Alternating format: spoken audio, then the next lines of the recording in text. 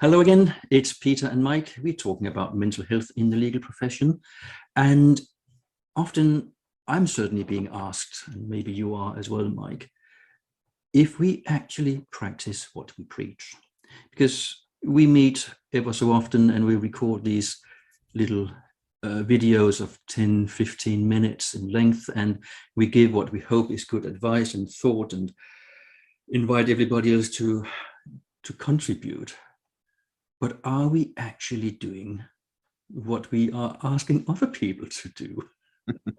Yeah, it's a good question. Always a tough question to grapple with, right? Because as we were talking about beforehand, like you said, there is no perfect. And certainly we don't do it perfectly. I know I don't. I think for me, I've tried to learn how to be more intentional about thinking about these issues and about, my own, mental health and well-being and things like boundaries and all sorts of, things I can get better at. And, and also things like, not overworking and taking those breaks and being mindful. And I think for me, the answer is that I'm kind of a work in progress, but that at least talking about it, I think, is really important to me, has become very important to me, because I think when you do talk about it, you actually bubble it up to the surface and you become more thoughtful about it. And maybe the answer isn't, yes, you're doing it great. Maybe the answer is, I talked about that, but am I really doing it? And sometimes the answer is no. But I think at least it brings it into mind as something that I focus on more intentionally. And so for me, that's helpful. How about you? I'm the same as you. I'm not perfect. I am definitely work in progress. And I know I need to get out of this chair more and go for a walk and then come back again. And you know what? I have the time in the day to do it. It's just a lame excuse that I don't. But to give everybody, those watching this video, an example of how we are just dealing with things is, this recording was supposed to have happened a week ago, and you cancelled because you had an opportunity to be with your two kids because they were both off work on the same day, and you made space for them. Yep, we did. How could I possibly say, no, Mike, you have to turn up for this recording session? There's no way in the world I would do that, because then you and I wouldn't be practicing what we preach.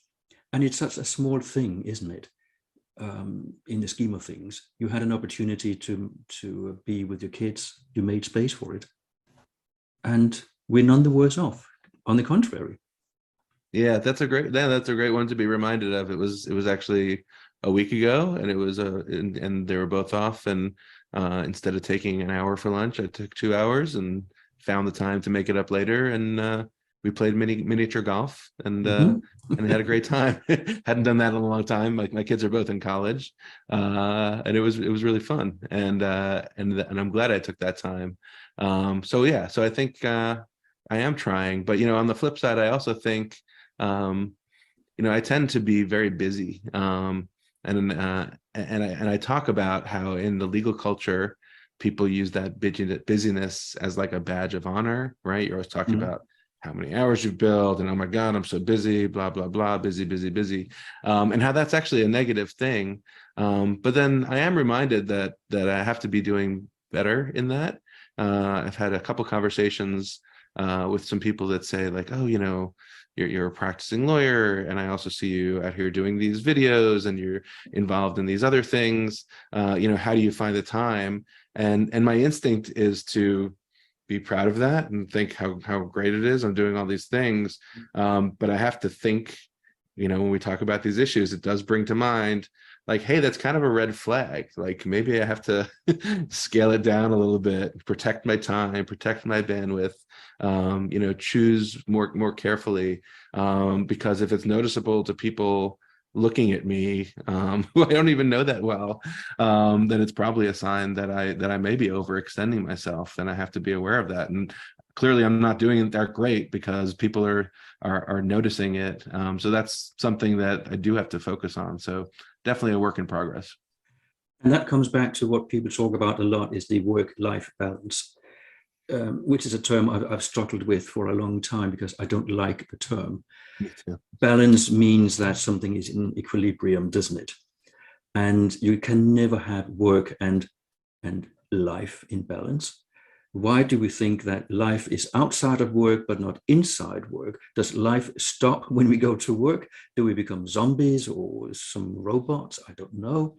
But I think we should have work life, if we use that term because it's easy, but harmony. Yeah. And if we aim for harmony, then you're allowed totally to focus on work for a while because that's important. You've got your deadlines, you've got your clients. They may not be as sympathetic to you wanting to have a bit of time off with your kids as I am. So yeah, has to be done. And then at other times, you can focus more on home life. So work life, home life, both are life. They're life forms, and we need to split ourselves between them from time to time. Yeah. I'm doing my level best these days to have computer-free weekends. I spend so much time doing counseling and coaching sessions and video recordings like now in front of a screen. And Yeah. thank God for Zoom. We love Zoom. But I also want to do other things than be in front of my computer. So yesterday, for example, Sunday, went for a long walk in Windsor with some friends. I had my phone with me, but no Wi-Fi, no mobile data, nothing. It was just a day out, have brunch, go for a long walk and find a beer somewhere and come back home again. Never even thought about work for a whole day. And that just sets me up for being very efficient and productive today. I've done all the things between my session this morning with the client and our session today. And when we're done, I'm done for the day. Yeah. No, that's and wonderful. So I think what we should do is, as you said earlier, be intentional about it. I need this time because otherwise I won't be able to do my job or I won't be able to be something for my family. Yeah, I think it's a great point. And, the work-life balance thing, you push back on the balance. I push back on the work-life part because, work is part of life and life is part of work. And they're all kind of this integrated thing. And I think when we're integrating it well, it's a good thing. And it's interesting. I think about your example as another, your example of taking a walk and being, not on your devices, not on your phone or computer. That's something I've always struggled with. I've always been the person where I get an alert and I immediately look at my phone. I always have my phone on me, and, trying to be better about that. But I also appreciate advice that I've read, which says that it is different for different people. So sometimes, sometimes people say, oh, when I take a week of vacation, people say, oh, you have to unplug.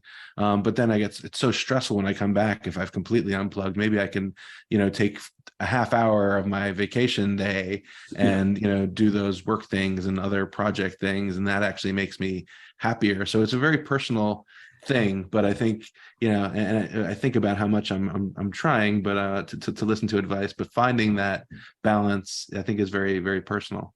And I really like that you pick up on this point, Mike, because all the gurus are the likes of me who have all this wonderful advice that just do this, just do that, sort of generic advice. It doesn't bloody work, does it? Because everybody's situation is different. But if we know that we have, like a menu of things we can choose, Right. then we can find the ones that work for us to the extent that they work for us. And yes, the advice is go take a holiday, unplug completely, go analog. But if that increases your stress levels, then you have no holiday. Then you're no good to anybody. And when you come back, you think life is going to come to an end.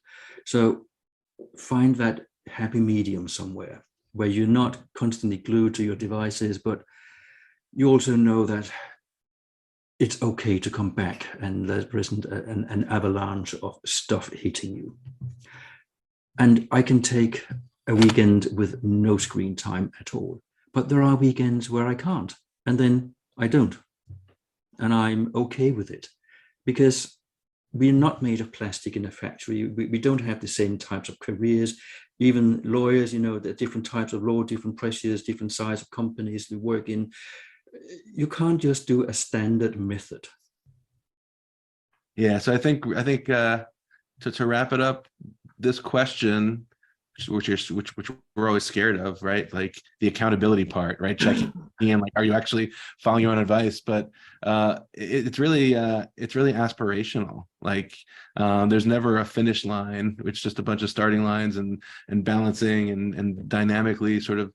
But paying attention to it is kind of what's important, because I think when you pay attention to it, at least for me, then you can, I think, make improvements, and the balance is always happening, right? And sometimes you're doing it great and sometimes you're not, but if you can bring yourself back to thinking about it and being intentional, I think that's kind of my takeaway.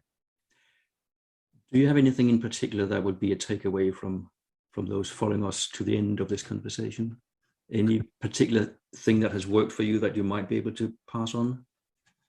I mean, I think for me, for example, with my phone, I have forced myself to get better at it, not only for me, but for people around me. I saw this actor I like talk about it, and he's very old school. He doesn't carry his phone with him, and he says he looks around at people and he feels sorry for them because everyone's down on their phone. And when you're in a room with someone and you're on your phone, you're really not present, like you're out somewhere else. Okay. So that's something I've tried to force myself to just like leave it, like have a meal where you leave it. And for me, it's I realize I'm never gonna, leave it for a week on vacation, but to find those spaces and work on being present. I've had a little bit of luck with that. Not perfect yet. Me neither, but I try to keep it off the dinner table, and my wife and I sleep upstairs. Our phones sleep downstairs. Wi-Fi goes off at about 10 p.m. Because then I don't want any more email notifications and LinkedIn notifications, all that stuff. Yeah. So there's no screen time after a certain time at night, and it works. Yeah, that's a good one. But it's something you have to get into. It's not something where you just flick a switch and then, hey, I can now do this.